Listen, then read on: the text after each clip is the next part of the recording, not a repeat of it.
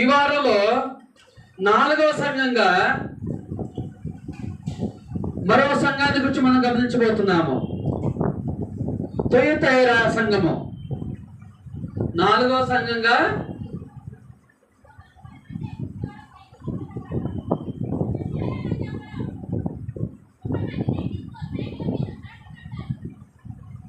Thyatira సంఘము.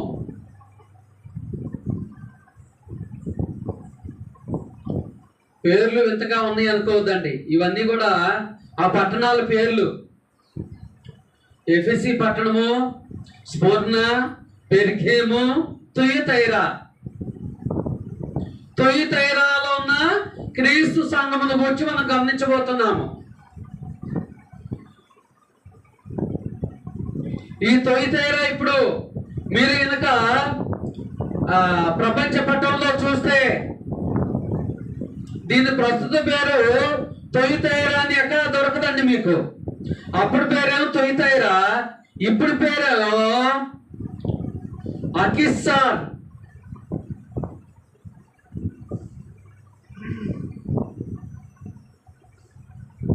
ఇప్పుడు ప్రపంచ పట్టణంలో అకిస్సార్గా యొక్క తుయతైరా పట్టణము పిలువబడుతుంది. అకిస్సార్ అనే పేరుతో పిలువబడుతుంది. క్రైస్తవ పూర్వము 311 నుంచి 280 మధ్య సెల్యూకస్ I అనే వ్యక్తి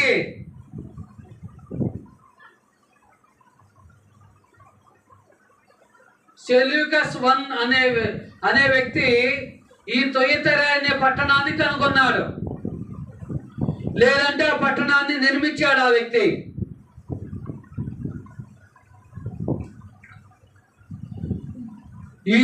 మనకు ఈ తుయతైరా పట్టణంలో ఒక ఫేమస్ సహోదరి ఉంది, గుర్తుందా? ఎవరు? లూదియా. ఏమేం చేస్తూ ఉంటుందండి? అయితే లూదియాను స్త్రీ ఈ పట్టణానికి చెందిన స్త్రీ అని అపోస్తల కార్యములో 16వ అధ్యాయం 14వ వచనం ద్వారా మనం గమనించవచ్చు. ఒకసారి గమనించండి. నిజంగా లూదియా తుయతైరా పట్టణానికి సంబంధించిన వ్యక్తే కాదనేది గమనించవచ్చు మనం. అపోస్తల కార్యములో 16వ అధ్యాయం 14వ వచనము.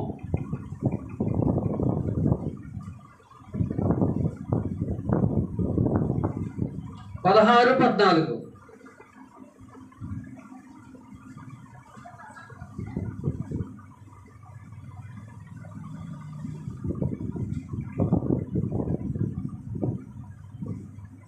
అప్పుడు లూదియను దైవభక్తి గల యొక్క స్త్రీ వినుచుండెను. ఆమె ఓదారంగు పొడినమ్ము తుయతైరా పట్టణస్థురాలు. ఏ పొడి నమ్ముతుంది? ఓదారంగు పొడి నమ్ముతుంది. కాబట్టి ఈమె ఓదారంగు పొడి నమ్ముతుంది. అంటే ఈమె ఒక వ్యాపారస్తురాలు, అవునా కదా?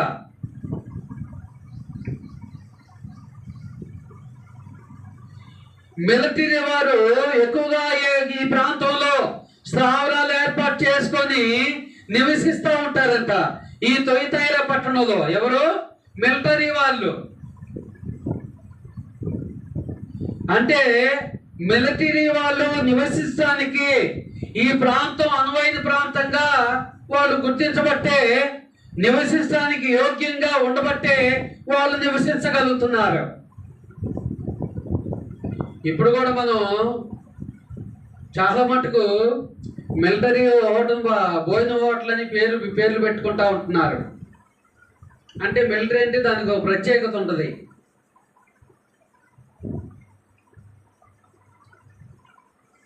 మిలిటరీ వాళ్ళు ఎలాంటి భోజనం చేస్తారంటే మనలాగా సాదా చేతను భోజనం చేయరండి. వాళ్ళు బలవర్ధకమైన ఆహారాన్ని భుజిస్తారు. ఎందుకొరకు? 0 డిగ్రీల ఉష్ణోగ్రతలో కూడా వాళ్ళు ఆహార గాయాల్సి వస్తుంది, అవునా కదా? మంచుకొండలో కానీ వాళ్ళు ఎటువంటి ప్రదేశాల్లో, చాలా భయంకరమైన ప్రదేశాల్లో ఉండాలి. కాబట్టి వాళ్ళకు ఎక్కువగా బలం అవసరమైనది. ఈ పట్టణము ఇత్తడి పనులకు బాగా పేరుగాంచిందంట. ఈ పట్టణము ఇత్తడి పనులకు,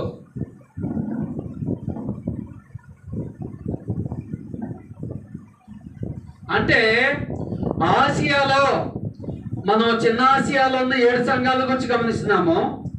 చిన్న ఆసియా మాత్రమే కాకుండా చిన్న ఆసియా, పెద్ద ఆసియా, ఈ 2 ఆసియాల మొత్తానికి కూడా ఈ పట్టణం నుండి ఇత్తడి పంపిణీ అవుతుంది. ఇత్తడే కావచ్చు, ఇత్తడికి సంబంధించిన వస్తువులు ఏవైనా కావచ్చు. ఇదంతా ఎక్కడి నుంచి చూశారంటే మనం గూగుల్లోకి వెళ్ళి హిస్టరీ కొడితే ఆ పట్టణం గురించి దానికి సంబంధించిన హిస్టరీ మొత్తం వస్తుంది. ప్రకటన గ్రంథము 2వ అధ్యాయం 17వ వచనాన్ని గమనించండి ఒకసారి. ప్రకటన గ్రంథము 2వ అధ్యాయం 17వ వచనము.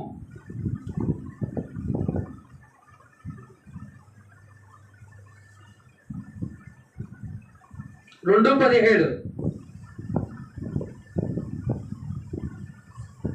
సంఘములతో ఆత్మ చెబుతున్న మాట, చెవి గలవాడు వినుగాక.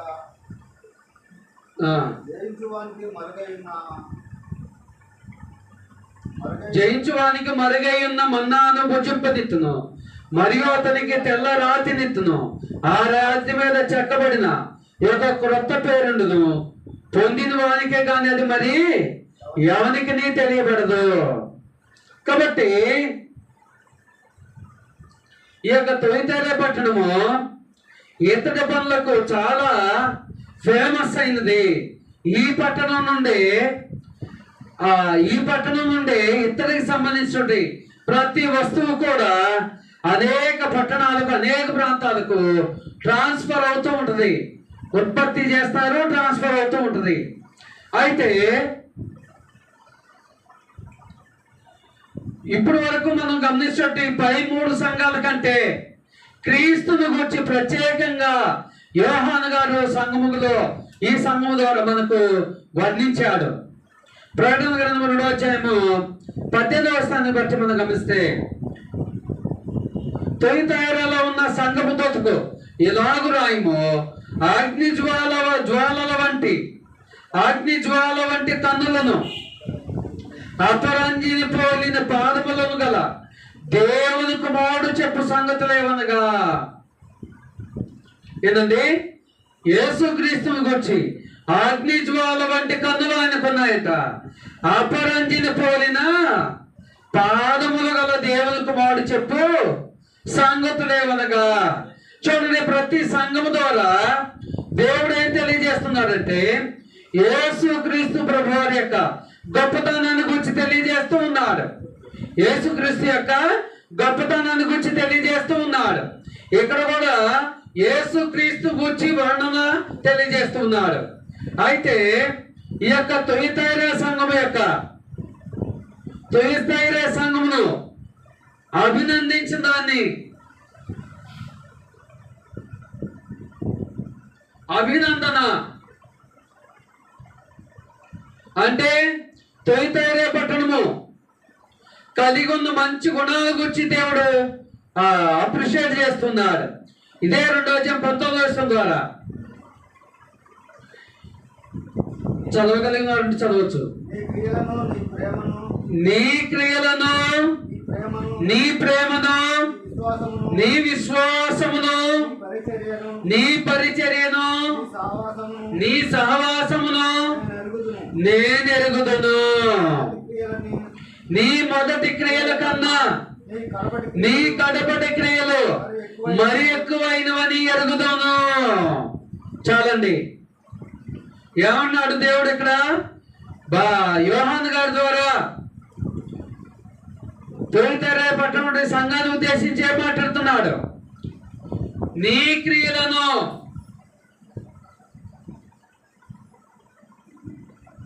ఎలాంటి క్రియలను కలిగి ఉన్నారంట తొలితైరే పట్టణస్థులు? దేవుడు కోరి రీతిగా క్రియలను కలిగి ఉన్నారా, లేదంటే మనుషులకు చేసే క్రియలు కలిగి ఉన్నారంటే యాకోబు పత్రిక 2వ అధ్యాయం 26వ వచనం ప్రకారము విశ్వాసముతో కూడిన క్రియలను క్రియలతో కూడిన విశ్వాసమును తొలితేరే పట్టణస్థులు కలిగి ఉన్నారంట. క్రియలతో కూడిన విశ్వాసం అంటే ఏంటండి? ఖచ్చితంగా క్రియల ద్వారానే వాళ్ళ విశ్వాసాన్ని కనపరుచుకునే వాళ్ళంట. మళ్ళాగా నోటి మాట చెప్పి మాకు అంత విశ్వాసం ఉంది ఎంత విశ్వాసం ఉందని ఎక్కడా చెప్పిన వాళ్ళు ప్రతిదీ కూడా క్రియ ద్వారానే నిరూపించుకునే వాళ్ళంట. అది ఎవరు సాక్ష్యం ఇస్తున్నారు? దేవుడే. నీ ప్రేమను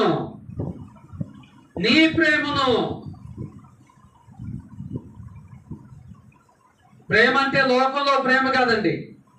లోకంలో ప్రేమ కాదు. ఏ ప్రేమ? దేవుని ప్రేమ. ఏంటిది దేవుని ప్రేమ? అగాపే ప్రేమ. ఏ ప్రేమ?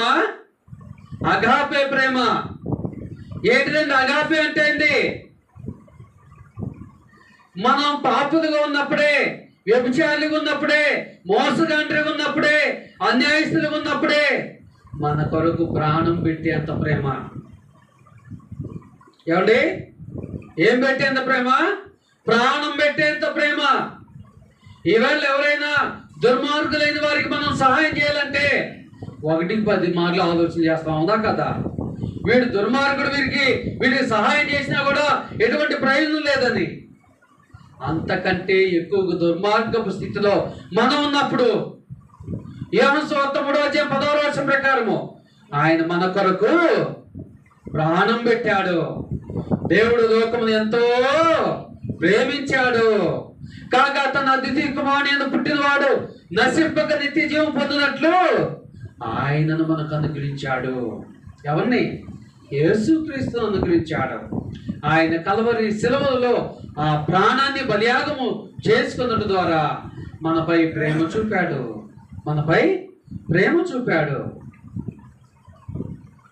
ఇంకా ఏమన్నాడు చూడండి.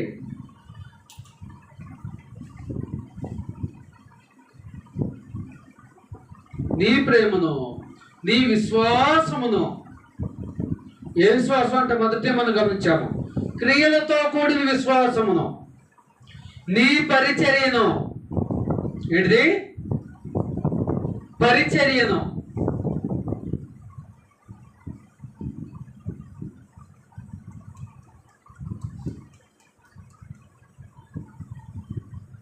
పరిచర్య అంటే దేవుని పని నిమిత్తమై ఈ తొలితేరే పట్టణస్థులు సంఘంలో ఉన్న ఒకళ్ళు ఇద్దరు పరిచర్య స్వభావాన్ని కలిగి లేరంట.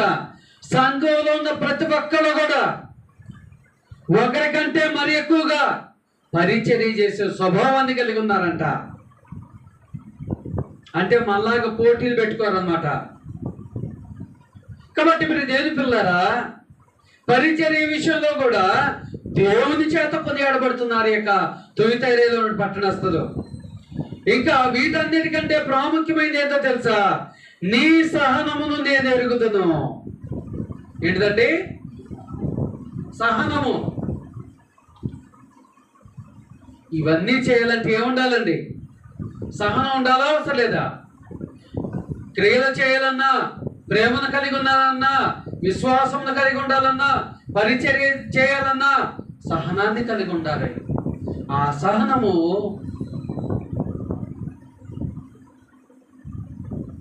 ఉండాల్సిన దానికంటే ఎక్కువ ఉందంట తొలితేరే పట్టణస్థుల్లో.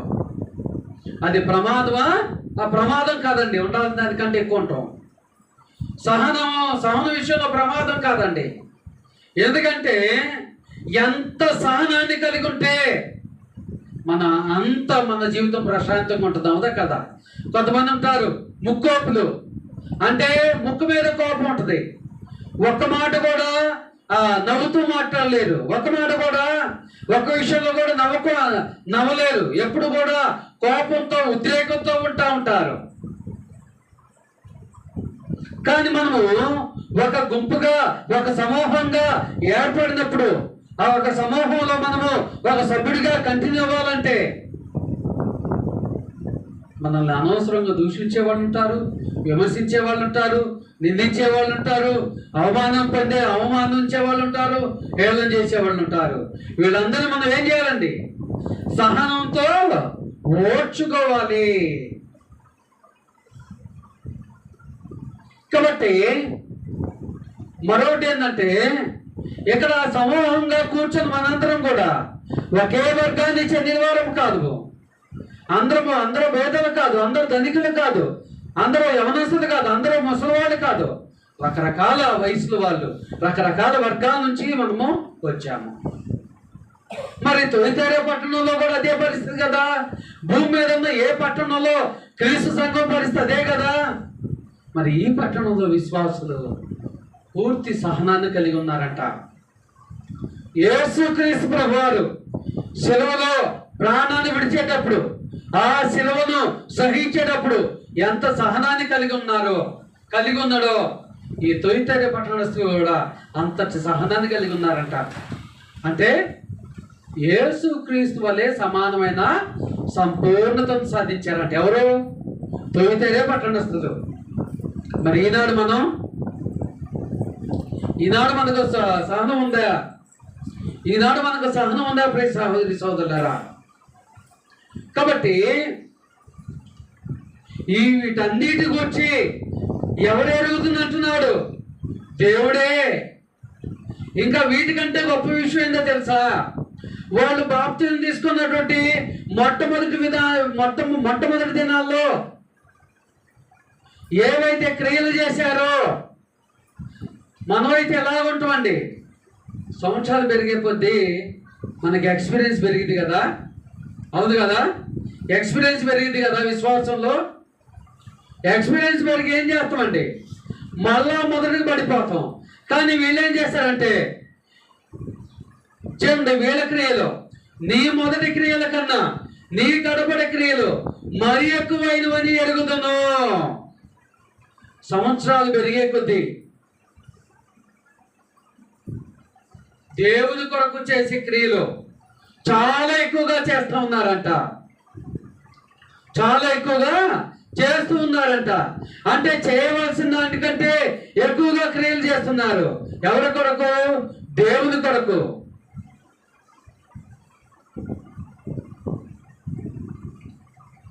ఒక 5 నెలల క్రితము ఒక కుటుంబం వద్దకు వెళ్తే, అప్పుడే ఒక 10 రోజులే అవుతుంది బాబు డెలివరీ. ఆ 10 రోజులు బాబు అప్పుడు ఎలా ఉంటాడండి? ఇప్పుడు 5వ నెల అవుతుంది. తల్లిని వాళ్ళ తండ్రిని బాగా గుర్తుపడుతున్నాడు. దగ్గరగా ఉండే వాళ్ళ అమ్మని బాగా గుర్తుపడుతున్నాడు. అంటే వయసును బట్టి, ఆ రోజును బట్టి ఎదుగుతున్నాడని అర్థమా కదా. అప్పుడు పుట్టినప్పుడు చాలా సన్నగా ఉన్నాడు, ఇప్పుడు చాలా పర్లేదు. అదే రీతిగా మన బిడ్డలు వాళ్ళ వయసు దగ్గర చదువుతున్నారు. ఒకవేళ 5th క్లాస్కి వచ్చినప్పుడు కూడా 1 to 100 నెంబర్స్ రాలేదనుకోండి, అప్పుడు వాళ్ళకి నిజంగా సరైన జ్ఞానం ఉండట, చదువులో లేనట్టు. అవునా కదా? కాబట్టి ఏదైనా సరే భూమి మీద కానీ, భౌతిక జీవితంలో కానీ, ఆత్మీయ జీవితంలో కానీ, మన వయసును బట్టి, మన అనుభవాన్ని బట్టి మనం ఎదగకపోతే మనం లోపం గల వాళ్ళుగా ఉంటాం. భూమి మీద కుంటివాళ్ళు, గుడ్డివాళ్ళు ఎలాగైతే ఉంటున్నారో అలాగే మనం ఉంటాం. దేవుడు కూడా అలాగే మనల్ని పరిగణలో తీసుకుంటాడు. కాబట్టి ఈ తొలితేరా పట్టణం విశ్వాసుల యొక్క క్రియలు మొదటి క్రియల కంటే, ఫస్ట్ వాళ్ళు చేసిన క్రియల కంటే, బాప్తిజం తీసుకున్నప్పుడు వాళ్ళు ప్రారంభించిన క్రియల కంటే సంవత్సరాలు పెరిగే కొద్దీ వాళ్ళ క్రియలు బహు ఎక్కువగా ఉన్నాయంట. మరి తొలితేరా పట్టణస్థుల మాదిరిగా మనం కూడా మన క్రియలను ఎక్కువగా చేయాలా, దేవుని పట్ల తక్కువగా చేయాలా? మనం ఏ స్థితిలో ఉంటున్నాము, ఏ స్థితిలో ఉన్నామనేది ఒకసారి ఆలోచన చేసుకోవాలి ప్రియ దేవుని పిల్లరా. కాబట్టి తొలితేరా పట్టణాన్ని బట్టి మనం ఏం నేర్చుకున్నాం? యేసుక్రీస్తు ఏమన్నాడు? నీ క్రియలను నేను ఎరుగుదును, నీ ప్రేమను నేను ఎరుగుదును, విశ్వాసమును, పరిచయను, సహనమును నేను ఎరుగుదును. కానీ మొదటి క్రియల కంటే కడపటి క్రియలు మరీ ఎక్కువైనవని నేను ఎరుగుదును. చూడండి ప్రియ దేవుని పిల్లరా, దేవుని చేతే కొన్ని ఆడబడుతున్న సంఘము. ఈనాడు మనసు అనే సంఘం కూడా దేవుని చేత కొన్ని ఆడబడాలంటే మనం కూడా తొలితైన పట్టణస్తుల మాదిరిగా విశ్వాసాన్ని కలిగి ఉండాలి. అది క్రియలతో కూడిన విశ్వాసమై ఉండాలని దేవుడు తెలియజేస్తున్నాడు ప్రియ దేవుని పిల్లరా. అయితే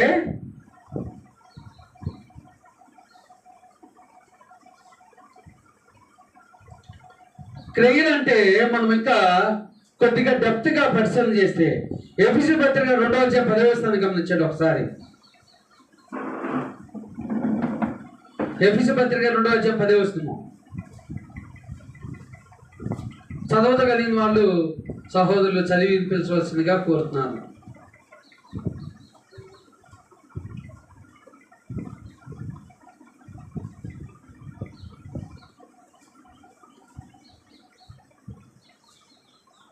రెండు 10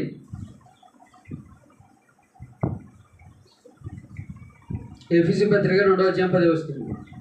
మరియు వాటి యందు మనము నడుచుకోవాలని చదవండి. నడుచుకోవాలని దేవుడు ముందుగా సిద్ధపరిచిన సత్క్రియలు చేయుటకై మనము క్రీస్తు యేసునందు సృష్టింపబడిన వారమై ఆయన చేసిన పని అయి ఉన్నాము. మరియు వాటి యందు మనము నడుచుకున్న వల్లని వేటి ఎందండి పైన లేఖనాలు చెప్పిన రీతిగా దేవుని ఆజ్ఞలందు, క్రియల యందు, విశ్వాసమందు వాటి యందు మనము నడుచుకున్న వల్లని దేవుడు ముందుగా సిద్ధపరిచిన సత్క్రియలు చేయుటకై. సత్క్రియలు అంటే చాలా ఉన్నాయి. వాటిలో మనము గడిచి 88 మాసాలుగా చేస్తున్నాము అనాథలకు భోజన కార్యక్రమము. ఇంకా చాలా ఉన్నాయి, మనం చేసేది ఒకటే. కాబట్టి దేవుడు ముందుగా మన కొరకు సిద్ధపరిచాడు. అంటే ఏం సిద్ధపరిచాడు? సత్క్రియలు చేయుటకై మనము క్రీస్తు యేసునందు సృష్టింపబడిన వారమై ఆయన చేసిన పని అయి ఉన్నాము. కాబట్టి మనం ఎందుకు సంఘంలో ఏర్పరచబడ్డామంట? సత్క్రియలు చేయుటకై. సత్క్రియలు చేయుటకై. సత్క్రియలు అంటే చాలా ఉన్నాయండి. సంఘములో అనాథలకు,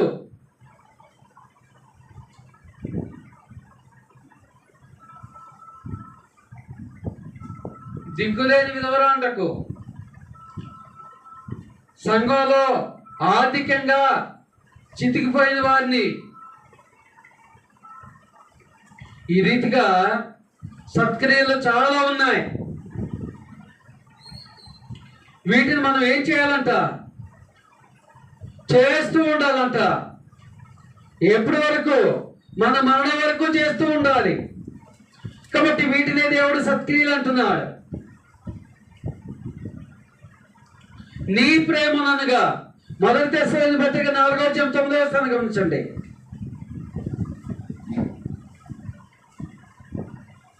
నాలుగు 9.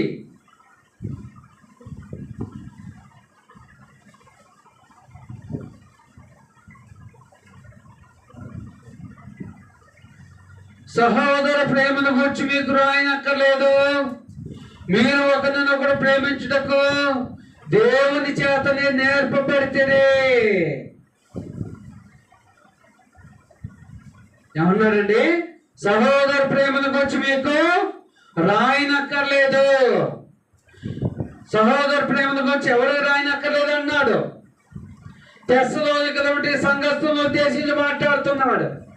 తెస్సలోనికీయుల సంఘస్థులు ఎలాగైతే సహోదర ప్రేమ పట్ల అంకిత భావంతో ఉన్నారో తుయతైర పట్టణస్థులు కూడా అలాగే ఉన్నారంట. అలాగ ఉండాలనేది దేవుని ఆజ్ఞ ఉన్నది.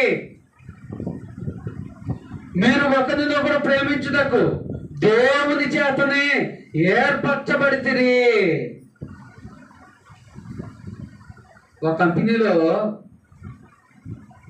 ఉద్యోగం మనకి ఇస్తే మేనేజర్ చెప్పింది ప్రతిదీ చేయాల అవసరం లేదండి.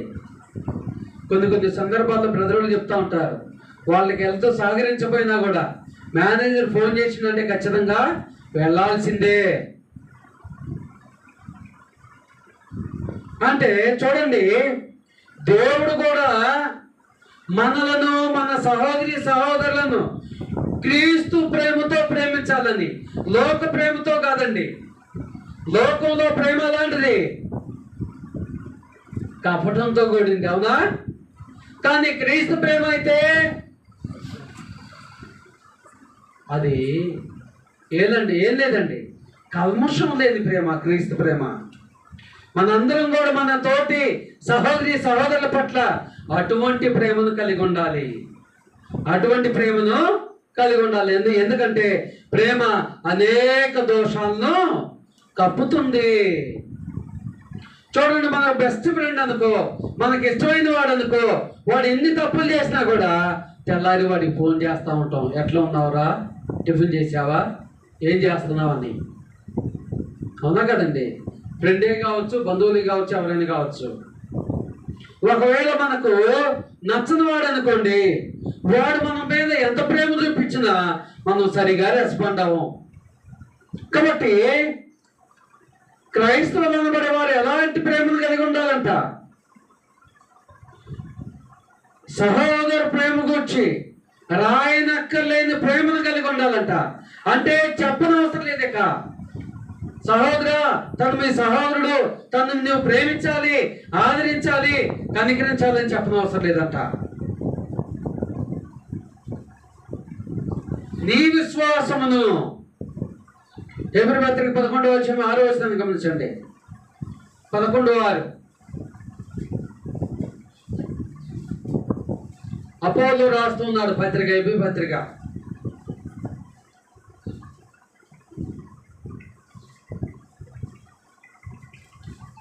అపోలో రాస్తూ ఈ రీతిగా అంటున్నాడు, విశ్వాసము లేకుండా దేవునికి ఇష్టడై ఉండుట అసాధ్యము.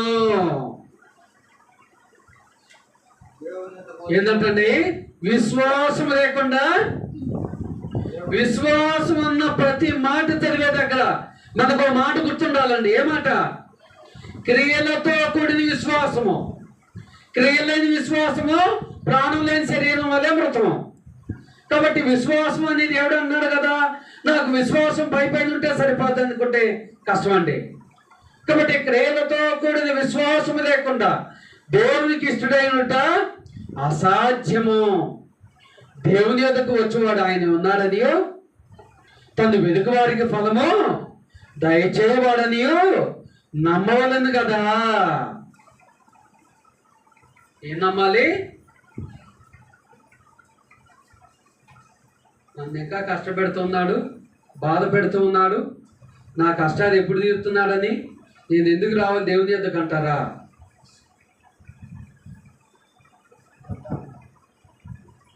చూడండి, బాప్తిజము ద్వారా లోకమునందుండి ఏనందుకు వచ్చామండి? బాప్తిజం మునుపు మనం లోకమునందు ఉన్నాం, అవునా? బాప్తిజం తర్వాత ఎవరి పరిధిలోకి వచ్చాం? క్రీస్తునందు. ఇప్పుడంటే జీతాలు చేయట్లేదు, కానీ ఒక 30-40 సంవత్సరాల క్రితం ఎలాగుండేదండి. ఇప్పుడు కూడా జీతాలు చేసేవాళ్ళు ఉన్నారు. వీళ్ళు ఎలాగుంటారండి?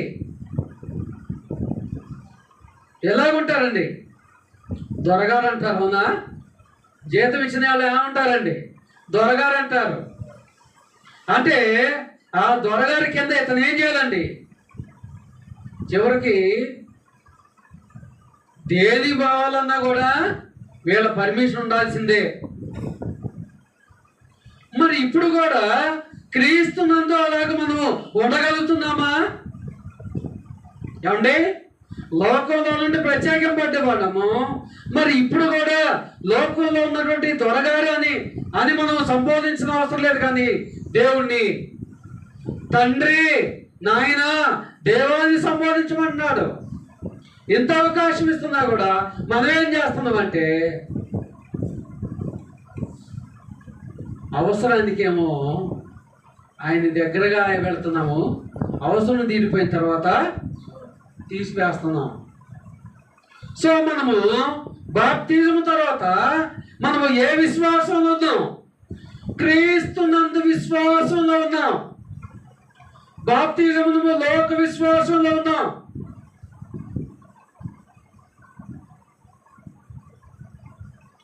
అంటే లోకంలో ఉండి దేవుని పని ఏదైతే జరిగించలేదో, ఎందుకంటే లోకంలో ఉన్నప్పుడు మనము దేవుని చిత్తాన్ని జరిగించామంటే జరిగించలే, అవునా? క్రీస్తునందుండే జరిగించలేకపోతున్నాము. ఇక లోకంలో ఉన్నప్పుడు అసలు యేసుక్రీస్తు ఎవరో తెలియదు, ఆయన పని ఏమైందో తెలియదు. అంటే లోకంలో ఉన్నప్పుడు ఉదాహరణకు చెప్పాలంటే, ఇంత ముందుకు ఈ జీతాలు చేసేటప్పుడు వాళ్ళ కుమారులు ఎప్పుడైనా సంవత్సరానికి ఒకసారి ఆ యజమాని వాళ్ళ ఇంటికి పంపించినప్పుడు ఎలాగుండేవాళ్ళంటే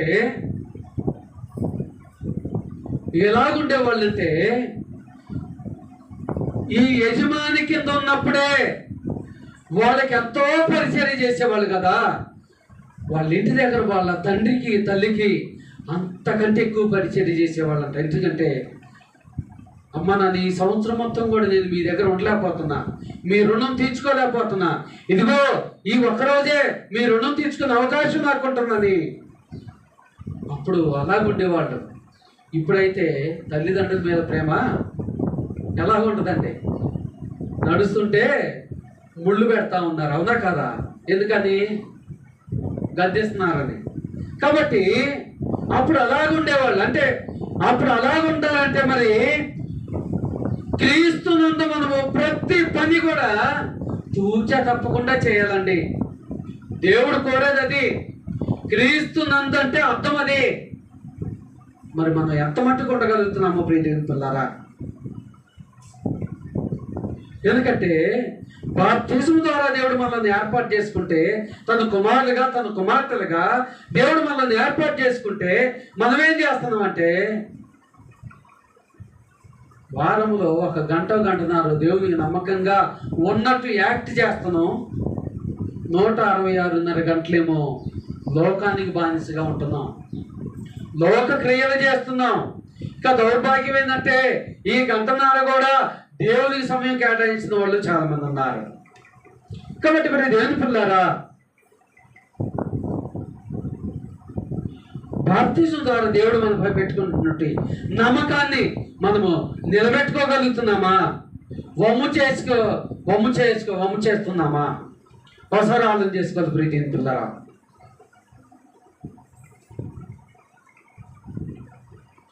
ఎవరైనా బాప్తిజం తర్వాత దేవుని చిత్తాన్ని జరిగించట్లేదంటే వారిని దేవుడు ఎందుకు ఏర్పాటు చేసుకున్నారో కూడా వారికి ఇంకా అర్థం కావట్లేదని అర్థం అండి. ఏంటంటే బాప్తిజం తర్వాత కూడా దేవుని పని జరిగించడానికి ఎవరైతే ఇష్టపడలేదో, ఎవరైతే సిద్ధపాటును కలిగలేరో వారికి దేవుడు ఎందుకు ఏర్పాటు చేసుకున్నాడో ఆ ఉద్దేశం తెలియబట్టలేదంట. ఒకవేళ లోకంలో జీతం ఉన్న ఒక పిల్లోడు యజమాని పని చేయకపోతే యజమాని ఏమంటాడో తెలుసా? అరే నాయనా, నిన్ను ఎందుకు ఇక్కడ పెట్టుకున్నానో తెలుసా? తెలియకపోతే ఒకసారి మీ ఇంటికి పంపిస్తా, మీ అమ్మని మీ నాన్నని కనుక్కొని రా వెళ్ళి అంటాడు. ఎందుకండి? మరి ఇక్కడ ఎందుకు పెట్టుకున్నాడు? జీతగాళ్ళకు పెట్టుకున్నాడు. మరి ఇతను చెప్పిన ప్రతి పని చేయడం అవసరం లేదా? ఇతను పెట్టే భోజనాన్ని తినుకుంటూ దర్జాగా మంచం పడుకుంటే ఏమంటాడండి? కుదరదు కదా. మరి భూమి మీద జీతాన్ని పెట్టుకున్న వ్యక్తి అంత డిమాండ్ చేయగలిగితే మన కొరకు ప్రాణాన్ని పెట్టిన వ్యక్తి ఎంత డిమాండ్ చేయాలండి? అవునా? ఎప్పుడైనా ఆలోచన చేస్తున్నావా? దేవుని చిత్తాన్ని జరిగించిన ప్రతి సమయంలో కూడా ఆలోచన వస్తుంది మనకు.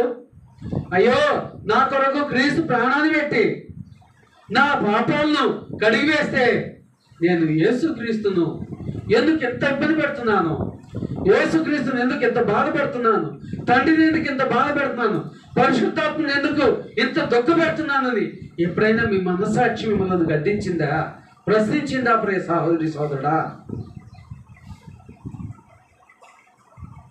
ఎందుకంటే ఒక కెమికల్ ఫ్యాక్టరీకి, ఒక కెమికల్ కంపెనీకి మనం ఉద్యోగానికి వెళ్ళాలంటే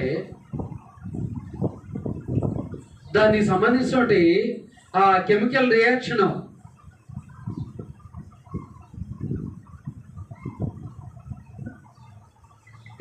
అంటే ఏందో నాకు తెలియదండి అని మనం చెప్తాం అనుకోండి, వాడు ఉద్యోగం ఇస్తారా మనకు? ఏమండి, ఉద్యోగం ఇస్తారా? ఇదిగో ఈ పొడితో కలిపితే ఇదిగో ఈ మెడిసిన్ తయారవుతుంది అని మనం చెప్పగలగాలి, దాని రియాక్షన్ ఏందో చెప్పగలగాలి. నేనైతే కెమికల్ ఇంజనీరింగ్ చేశా, కానీ ఆ కెమికల్ రియాక్షన్ అంటే ఏందో తెలియదండి, ఆ కెమికల్ అంటే నాకేందో తెలియదండి, దీని ప్రభావం ఏందో నాకు తెలియదండి అంటే, పోరా నేను వచ్చిందో అవునే చక్కగా వెళ్ళిపో, నువ్వు ఈ జాబ్లో సెట్ అవ్వాలి అని చెప్తున్నావు. కాబట్టి ఏ పనికి వెళ్ళే వాళ్ళకి ఆ పనికి వచ్చి ఖచ్చితమైన జ్ఞానం కలిగి ఉండాలి. అదే రీతిగా సాఫ్ట్వేర్ జాబ్ జాయిన్ అయిన వాడికి ల్యాప్టాప్ స్టార్ట్ చేయడం చేతకపోతే ఏమవుతాడండి, ఏమంటాడండి యజమాని? చక్కగా సర్దుకొని పోమంటాడు, అవునా కదా? కాబట్టి సాఫ్ట్వేర్ అంటేనే వాళ్ళు 100లో 99% దేని మీద డిపెండ్ అవుతున్నారు, ల్యాప్టాప్ మీదే, సిస్టమ్ మీదే. అందుకోసమే చూడండి, ఎక్కువగా ల్యాప్టాప్ మీద వర్క్ చేసే వాళ్ళకి ఎక్కువగా స్పెట్స్ ఉంటుంది.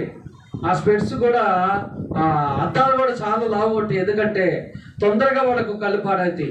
ఇప్పుడంటే సరైన పౌష్టికాహారం లేక మనందరికీ పాడవుతుంది అనుకోండి.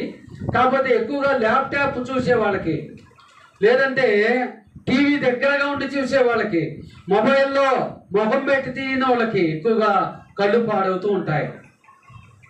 కాబట్టి ఏదైనా సరే, మనం ఏ జాబులకు వెళ్ళైనా సరే దాని యొక్క ప్రాథమిక సూత్రం అనగా ఏందండి, మినిమం నాలెడ్జ్ లేకపోతే దాని గురించి ఆ యజమాని మనలను ఆ జాబ్లోకి తీసుకోడు. ఇప్పుడు కూడా మనం కూడా క్రైస్తవులు కూడా చాలామంది బాప్టిజం గురించి మినిమం నాలెడ్జ్ కలిగి ఉండలేదండి, క్రియల గురించి మినిమం నాలెడ్జ్ కలిగి ఉండలేదు. మన హాస్పిటల్కి విజయవాడ వెళ్తుంటే కారులో ఒక సహోదరుడు కారులో వెళ్తుంటే వాళ్ళ బాబాయ్ కూతురు పెళ్ళి, వాళ్ళు క్రైస్తవులు బాప్తిజం పొందారు. ఈ మాసంలో దాన్ని ఏమంటారు, మంచి లగ్నం అంటారు. సేవకుడే కానీ ఆ మంచి రోజు చూసి లగ్నం పెట్టిండంట. ఈ సహోదరుడు అంట, నువ్వు చేస్తే క్రైస్తవుడైన వివాహం చేయి, లేదంటే లోకంలో వివాహం అయినా చేయి, రెండు కలిపి మిక్స్ చేయొద్దంట. చూడండి, అలాగుంటుంది అనమాట. అంటే వాళ్ళు బాప్తిజం తీసుకుంటున్నారు, మనమన్నా వారానికి ఒకసారి దేవుణ్ణి ఆరాధించడానికి వస్తాం. వాళ్ళు ఆల్మోస్ట్ వారంలో 5 రోజులు చర్చిలోనే ఉంటారండి, 5 రోజులు చర్చిలోనే ఉంటారు, రకరకాల కొడుకుల పేరుతో. మరి అలాంటి వాళ్ళు గుర్తుకు రావట్లేదు, కానీ ఆ బ్రదర్ చెప్పింది మాట చివరి మంచి లగ్నం అంట, మంచి ముహూర్తం పెట్టిండంట. అయితే తీరా అతను పర్సనల్గా ఫోన్ చేసి సదరు అవతల వాళ్ళతో మాట్లాడినప్పుడు వాళ్ళు తెలియజేశారంట, ఇది మంచి ముహూర్తం అని పెట్టిండు అయ్యగారని. అప్పుడు వాళ్ళతో మాట్లాడి ససేమేరా అంటే అప్పుడు మళ్ళా డేట్ మార్చిండంట. చెప్తుండే, అయ్యగారు బాప్తిజం తీసుకున్నారు, చర్చికి వస్తున్నారు, కానీ ఇంకా కూడా ముహూర్తాల మీద నమ్మకాలు ఉంచుకుంటున్నారు, ఏం క్రైస్తవులో ఏం విధానం అర్థం కావట్లేదు అంటున్నారు. మనం కూడా అలాగే ఉన్నాం. ఈనాడు చాలామంది ఏ పని చేసేటప్పుడైనా తిథులు నక్షత్రాలు వీరైతే రకరకాల విధానాలు చూస్తున్నాం, పేరు బలం, ఊరు బలం అన్నీ చూస్తున్నాం. కాబట్టి మరి దేవుని పిల్లారా, ఇక్కడ పరలోకాన్ని చేరుకోవాలంటే మనం యేసుక్రీస్తు చెప్పిన రీతిగా ఆ క్రియలు కలిగి ఉండాలి, ఆ ప్రేమను కలిగి ఉండాలి, ఆ విశ్వాసాన్ని కలిగి ఉండాలి, ఆ పరిచర్యను కలిగి ఉండాలి. ఒకవేళ వీటికి మనము దూరంగా వెళుతున్నాం అనుకోండి, దేవుడు కూడా మనల్ని ఒకదానికి దూరంగా చేస్తాడు. దేనికండి? దేనికి దూరంగా చేస్తానండి? పరలోకానికి దూరంగా చేస్తారు. ఏమంటే పరలోకం అనేది ఎవరి ఆధీనంలో ఉందండి? ఈ లోకం మనకి ఎంత గొప్ప రాజీనాయకుడు తెలిసినా ప్రయోజనం ఏముందా? ఈ లోకంలో ఒక మంచి సాఫ్ట్వేర్ మేనేజర్ తెలుసు, ఏమన్నా ప్రయోజనం ఉందా? ఏ ప్రయోజనం లేదు. ఆయన అనుమతి ఉంటేనే ఆ పరలోకంలో చేరతాము, ఆ పరలోకంలో ప్రవేశిస్తాము. లంచం ఇవ్వటానికి లేదు, ఇన్ఫ్లుయెన్స్ను ఉపయోగించుకోవడం లేదు, మన దగ్గర బలం ఉందని వాళ్ళ మీద దాడి చేయడానికి లేదు, ఏమీ లేదు.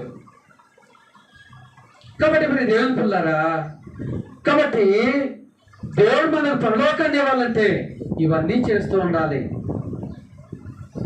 కానీ తొలితెరలో ఉన్న సంఘము బాప్తిజం ద్వారా దేవుడు ఏ క్రియలు చేయమని చెప్పాడో అవి గ్రహించారు కాబట్టి వారు చేయగలుగుతున్నారు. మరి మన జగిపేటలో స్థానిక సంఘము తొలితెరలు పట్టణస్తున్న మాదిరిగా ఎరిగిందా? తెరసమందిరుడు పట్టణస్తున్న మాదిరిగా ఏదో ఎరిగి ఉన్నదా అనేది ఒకసారి ఆలోచన చేసుకోవాలి. ప్రియమైన పిల్లరా, వాళ్ళు క్రియలను ఎప్పుడుగా చులకనగా చూడలేదండి. పరిచర్యను ఎప్పుడు కూడా చులకనగా చూడలే. చాలా మందిలో పరిచర్య అన్నా, విశ్వాసం అన్నా, క్రియలన్నా, ప్రేమన్నా చులకనగా ఉంటుంది. ఈజీగా తీసేస్తారు. కానీ ఈజీగా తీసేసేది కాదని దేవుడు తెలియజేస్తున్నాడండి. కాబట్టి ప్రియమైన పిల్లరా, ప్రతి క్రైస్తవునికి కూడా మినిమం విశ్వాసం ఉండాలండి. ప్రతి క్రైస్తవుడు కూడా మినిమం విశ్వాసం ఉండాలి. ఇప్పుడు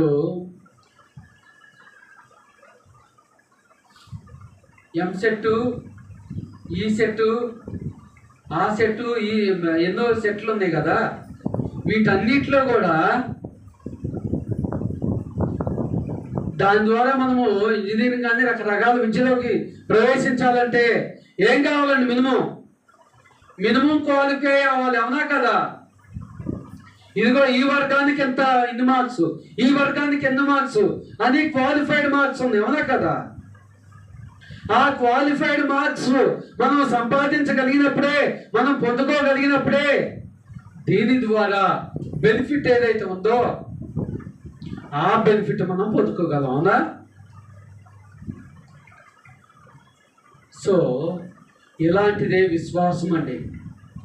ఈ విశ్వాసం మనం కలిగి ఉంటే దాని ద్వారా పొందుకునే బెనిఫిట్ ఏంటంటే భూమి మీద సకల ఆశీర్వాదాలు భూమి దాటిపోయిన తర్వాత ఏంటండి? నిత్య జీవము. కాబట్టి ప్రియ దేవుని పిల్లరా, ఇటు విషయాన్ని మనందరం కూడా గమనించి తొలితైర పట్టణస్తుల మాదిరిగా మనం ఏం కలిగి ఉండాలండి? ఆ 4 మనం కలిగి ఉండాలి. 4 కూడా మనము కలిగి ఉండాలి. కట్ ఆఫ్ మార్క్స్ మాదిరిగా మినిమం కట్ ఆఫ్ విశ్వాసం ఉండాలి. కొత్తగా ఉందా కట్ ఆఫ్ విశ్వాసం అనేది? కొత్తగా ఉంటుందండి. కానీ మినిమం రిక్వైర్మెంట్ అండి.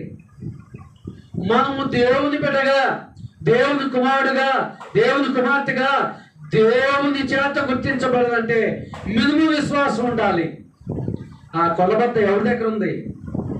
సువార్తి దగ్గర లేదు, పెద్ద పెద్ద భిక్షకుల దగ్గర లేదు, ఎవరి దగ్గర లేదు, అవునా? మ్యాన్ ఆఫ్ గాడ్ అని పిలిపించుకునే వాళ్ళ దగ్గర లేదు, అపోస్తుల దగ్గర లేదు, రెవరెండ్ అని పిలిపించుకునే వాళ్ళ దగ్గర అసలే లేదు. దేవుని యొద్ద మాత్రమే ఉంటుంది. అది ఇప్పుడు బయటపడపోవచ్చు, తీర్పు నాడు పలాని పేరని, నీ పేరుని, నా పేరుని దేవుడు పిలుస్తాడే లెక్క అడగటానికి, అప్పుడు మోత మోగిపోద్ది అనమాట మనకు. ఇప్పటివరకు ఓపికతో శ్రద్ధ వినండి. మీ అందరికీ ప్రభు పేట వందనాలు తెలియజేస్తున్నాను. మీ అందరికీ